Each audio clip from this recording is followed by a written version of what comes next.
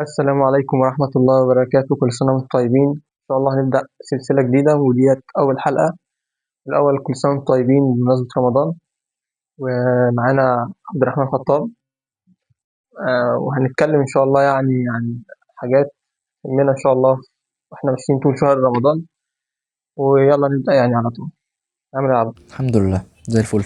تعمل ايه؟ الحمد لله. ماشي. أول حاجة عايزين نسأل يعني نتكلم فيها، ليه دايما لما بنيجي نبدأ أو رمضان داخل علينا خلاص.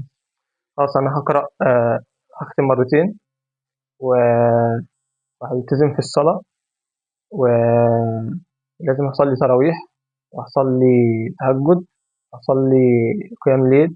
يعني نخلي فيه اهتمام كتير أوي. بعد كده مثلا حتى لو التزمت بيها في أول كام يوم، ألاقي نفسي بعد كده إيه، بكسل. آه، ليه؟ إيه السبب إن إحنا بنعمل كده هو؟ عايزين بقى إيه خطوات نعملها منوصلش للمرحلة ديت، نفضل مكملين حتى لو أنا هصلي أو إن أنا هلتزم بحاجة معينة كل يوم، حتى لو حاجة صغيرة بس مكملة معايا إيه في الآخر يعني. طيب هو احنا عموما لما نيجي نبدأ نحل مشكلة، تمام، بنبدأ الأول إن احنا نعرف المشكلة، بعد كده نبدأ نطرح أسباب المشكلة، وبعد كده بنبدأ نطرح حلول المشكلة. فاحنا تعريف المشكلة انت عرفتها.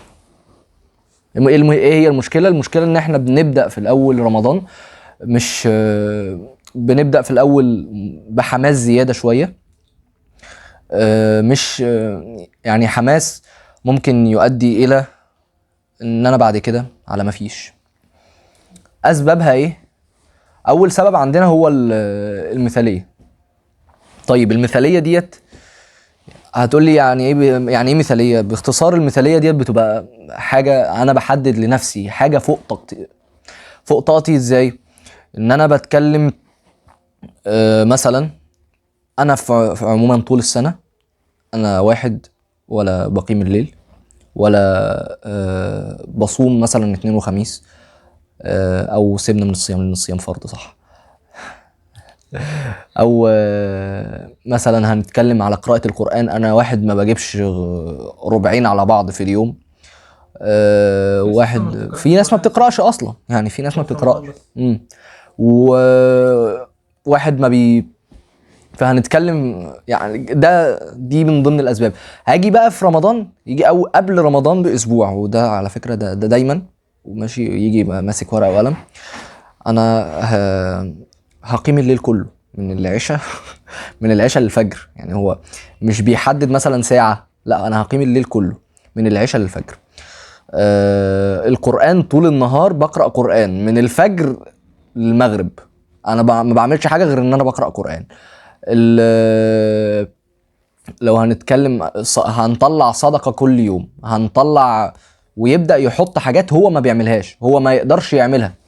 فبالتالي هيبدا، ممكن يبدا، ممكن، يعني ممكن يبدا بالخطه اللي هو عاملها ديت.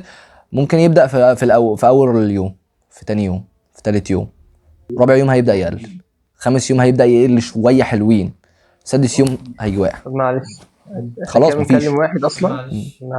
يعني قبل رمضان كانش بيعمل أثناء العبادات كتير، يعني ما كانش بيقرأ. حتى لو هو بيقرأ بس يعني قراءته قليلة جدا. آه، ممكن يعني ناس أصلا تكون أصلا مش ملتزمة في الصلاة أساسا، 5 فروض، فاهم. ففي ناس أصلا قبل رمضان مش بتكون يعني كويسة أصلا في عباداتها إيه مع ربنا. فإحنا دول اللي إحنا بنكلمهم أصلا. أنت بص أنت وصفت دول، ماشي، بس تبقى الناس إيه يعني عارفة إحنا من إيه. يعني أنت في واحد ما شاء الله تلاقيه قبل رمضان بيصلي الصلوات كلها، بينزل المسجد يصلي، يقرأ قرآن، بيحفظ. فده لما يدخل رمضان ويحط حاجات عالية، لا ده ده ممكن هيأدي، ممكن ده يأدي، ده يعرف، ده يعرف يتعامل ليه؟ لان هو اصلا اوريدي كان بيتعامل، كان بيتعامل قبل كده في ان هو هو اصلا اوريدي هو بيقرا، هو بيصلي، هو بيصوم، هو بيتصدق، هو بيقيم الليل، فاوريدي هو هيشتغل. لكن انا لما واحد ما بشتغلش، فانا ابدا بخطه واحده واحده تدريجيه، ماشي، بحيث ان انا لما اجي اشتغل اعرف اشتغل بجد. فدي كانت من ضمن دي كده الحاجات اللي دي. بتحصل إيه يعني، وإحنا ماشيين كده اللي هو الأسباب. دي كده الاسباب. ماشي. ده يعني ده من ضمن الاسباب. الحل ديت هو قليل دائم خير من كثير منقطع. ماشي. احب الاعمال الى الله ادومها وان قل. ماشي. بحيث ان انا لما ابدا بجدول واقعي ازاي يناسب قدراتي. ممكن اتك على نفسي شويه، بس مش بزياده قوي، بحيث ان انا لما ادوس على نفسي انا عارف ان انا اخري فين، فهعرف يعني في ليا اخر ممكن اعديه سنه بسيطه، ده اخري، مش هعرف اعدي عن كده، لان انا ما هو طبيعي انا بني ادم. ماشي. يعني احنا مثلا ممكن نقول كفايه نختم ختمه واحده في رمضان. والله هي ديت ممكن نقول كفايه ختمه واحده. كفايه ختمه واحده. انت واحد مثلا لو ما كنتش بتقرا او حتى بتقرا، كل واحد ليه مشاغله، ممكن دراسه. لو مثلا انت لو طالب، لو انت واحد شغال وعندك بيت وكده فانت برضه مش هتبقى الشغل بيبقى 8 ساعات. وفي رمضان اصلا العبادات بتزيد، في تراويح وصلاه وتعبد، فبرضه هياخد منك وقت كتير عن العادي قبل رمضان. فانا شايف ختمه كويسه. طبعا لازم نلتزم بصلوات كامله. التراويح نصلي منها على قد ما نقدر. تمام؟ يعني لو عرفت ان انت تخلصها كلها طبعا يبقى افضل يعني. ماشي. ما عرفتش خلاص صلي يعني عادي لو صلى على قد ما يقدر يعني. تمام. جميل. المحور التاني اللي هنتكلم فيه ان شاء الله هو الصوم. ماشي. الصوم لو سألت اي حد هيقول لك ان هو ان انت آه، انا امتنع عن اكل وشرب. لكن في ناس كتير لا بتعمل حاجات كويسة، مش حاجات كتيرة مش كويسة، فأجرها أجر الصوم فيها بتقل. وما ينفعش كده، لأن الصوم ده زي ما احنا قلنا حاجة يعني هي بتجيلك كفرد. الصوم كفرد وبتيجي في شهر من أفضل الشهور في السنة يعني شهر رمضان. فازاي عايزين بقى يعني نخلي شخص آخر اليوم صيامه كويس، وشخص تاني صيامه في آخر اليوم لا أنت في خلل. نتكلم عن ده ونتكلم عن ده. طيب بداية هو اللي بيتكلم، احنا لو هنتكلم عن اللي عنده خلل، فاحنا هنقول ان واحد عمل كمية من الذنوب هي اللي قللت من الأجر ده. طيب الكمية ديت هنتكلم عن هم غالبا بيدوروا في حوالي 3 أو 4 حاجات. فهم الغيبة والنميمة وصحبة السوء، الألفاظ اللي هم الألفاظ البذيئة بشكل عام. ماشي. بيبقى نتيجته هو غالبا أجر الصيام، أو مش غالبا، هو أجر الصيام بيقل. ماشي. هو أجر الصيام بيقل لأن أنت واحد عملت حاجة هي من الحاجات اللي هي المحرمة، فأنت أجر الصيام بدأ يقل. ماشي. واحد بقى، في واحد من على الجانب الآخر، يعني في واحد خلافهم تماما. واحد هو أصلا قاعد في بيته أو في مسجده، ما بيطلعش، مش عايز يختلط بالناس اختلاط زيادة، بحيث ان هو يعرف يجيب ورده ويعرف يحافظ على صيامه، يجيب اذكاره. طيب حافظ على صيامه من ناحية هو قال انا لو نزلت مع اصحابي، هو شايف الشلة اللي هو هيقعد معاها شلة غير صالحة ان هي يتعامل معاها في الصيام. فانت لو نزلت قعدت معاهم، هتلاقي ان انت بتجيب، يعني بتقلل من اجر صيامك، يعني غيبة، نميمة، الفاظ مش كويسة. هتبدأ بقى تجيب في سيرة واحد مش موجود، هتبدأ تنم على واحد، هتبدأ تتنمر على واحد. الموضوع هيبقى في حاجات مش لطيفة. فاحنا خلاص من قصيرها نبدأ نعمل نمنعها.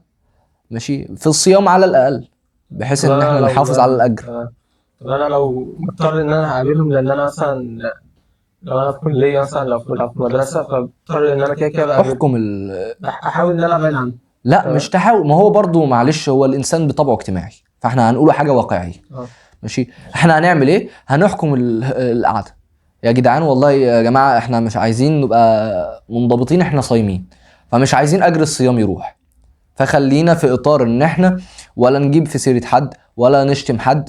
ويا ريت يعني يمكن ماشي ويمكن دوت فعلا هو كمعسكر تدريب، هو رمضان كمعسكر تدريب، ورمضان ايه غير كمعسكر تدريب عشان يديك دفعه ان انت تكمل بعديه. معلش حاجة تانية بس، بخصوص إن أنا لو اضطريت أنزل فعلا أنا قاعد معاهم، الكلام دوت مش بيمشي مع الكل. يعني أنا فعلا حتى أنا لما باجي مثلا أبقى في الكلية وقاعد مع أصحابي مثلا أقول لهم لا بلاش، واحد بيشتم مثلا العيب ده بيشتم مثلا، فأقول له لا بلاش، يقول لي مالكش دعوة، أنا قليل الأدب. يعني أنا في واحد صاحبي هو بيقول لي كده، فأنا ما بجادلش معاه لأن أنا عارف إن هو مش هيقتنع. طب خلاص يا عم ماشي، هو لما بيشتم أنا بعمل نفسي مش واخد بالي، أو حاول أنا ما اختلطش معاهم أوي. ده يعني كده انت في رمضان بس، انت في رمضان بس حاول ان انت ما تختلطش معاهم. لا تضطر ان انت تعمل معاهم حاجه احنا قلنا اعملها ايه؟ واخلع على طول احنا قلنا ايه انسحب. دلوقتي؟ احنا قلنا رمضان معسكر تدريب، فانت اللي هتعمله في رمضان هتكمل فيه بعد رمضان، لا محال. فاحنا هنقوله ايه دلوقتي؟ طيب واحد شبه اللي انت بتقول عليه ده، ماشي، ده واحد انا اسف، دي كده صحبة سوء. صحبة السوء ديت انت حضرتك تسحب نفسك منها خلاص. يعني لازم تحط نفسك الصحبة، ماشي، زي المقولة الشهيرة بتاعتنا الصاحب ساحب. فانت هتقعد معاهم هتبقى زيهم كده كده. قل لي من قل لي من تصاحب اقول لك من انت. ماشي، ده الخلاصه. وزي ما قلنا هو رمضان معسكر تدريب، فاحنا لازم هو يديك الدفعه لل... اللي بعد كده، بحيث ان انت تقدر تكمل في العبادات واللي انت كنت بتعمله في رمضان، بس مش اكتر. طب لو حبينا نختم بحاجه، انت قلت ان يعني ملخص، انت قلت ان رمضان هو معسكر احنا بنتدرب فيه، نشحن فيه طاقتنا تاني عشان نعرف نكمل. ماشي تمام. فندخل بقى على المحور التاني. ماشي. طيب دلوقتي هنخش على المحور التالت معانا في الحلقه، وهو روشتة عملية. عايزين روشتة من عملية من حضرتك، ماشي، تكون إن شاء الله بسيطة ويسيرة كده على إن الواحد يعملها، يعني ميبقاش إيه فيها الحمل عليه إن هو إيه يعني لأ مش هعرف أعمل كده. ف يعني عايزين نسمع منك روشتة كده تكون كويسة وتفرق معانا يعني. طيب بداية كده، هو احنا عشان نركز على حاجة هنعمل خطة، فاحنا هنركز على على الأساسيات. ايه الأساس عندنا؟ ماشي، الأساس هو الفروض. فالفروض ده أول حاجة الصلاة. يعني الصلاة من ضمن الفروض اللي ما ينفعش تضيع، لأن ديت لو ضاعت تبقى مصيبة. فاحنا من ضمن الأهداف اللي هنحطها، الهدف اللي هو إن احنا نصلي الفروض دي في المسجد. الحاجة التانية عايزين قرآن. فالقرآن هيبقى، انا واحد كنت مثلا هنضرب مثال، انا كنت بختم ختمة، انا متعود ان انا اختم ختمة كل شهر، فهنخليها في رمضان ختمتين. ليه؟ ان انا بستزيد في الطاعة. شهر رمضان السلف كانوا بيعملوه كاستزادة في الطاعة. ماشي. والله انا بختم ختمتين في العادي، لا خليها 3، بختم 3 خليها 4، وهكذا مع كل استطاعة كل واحد يعني. طيب بعد في بقى عندنا اوقات، دي كده تاني حاجة. دي تاني حاجة. احنا عندنا اوقات فاضلة في اليوم عموما، في رمضان او غير رمضان، بس احنا هنركز عليها في رمضان ان هي تبقى كبداية. اول حاجة وقت قبل الفطار للصايم، لان الصايم بيبقى ليه دعوة عند فطر لا ترد. تاني حاجة، تاني وقت عندنا بيبقى وقت السحر، اللي ربنا سبحانه وتعالى بينزل فيه بجلالته ويقول هل من داع فاستجيب له، هل من مستغفر فاغفر له، هل من كذا، هل من كذا، والى اخر الحديث يعني. الوقت الثالث وقت ما بين الاذان والاقامه، وده بيبقى وقت فاضل جدا مستجاب فيه الدعوه برضه. فديت الاوقات اللي يعني ايه نحاول نركز فيها على الادعيه. طبعا بقى كل واحد نفسه في حاجه، كل واحد عايز حاجه من ربنا سبحانه وتعالى، ف يدعي بيها. عندنا عايزين ادعيه بقى. تالت حاجه عندنا ادعيه. عندنا ادعيه مهمه جدا في رمضان، ماشي، ان احنا نركز عليها.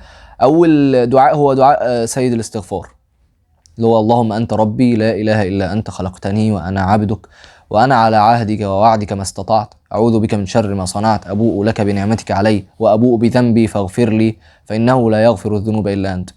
الدعاء الثاني الدعاء الثاني اللي النبي صلى الله عليه وسلم كان وصى بيه السيدة عائشة، ماشي، في ليلة القدر، هو دعاء اللهم انك عفو كريم تحب العفو فاعف عني. ماشي. فدي من ضمن الأدعية اللي احنا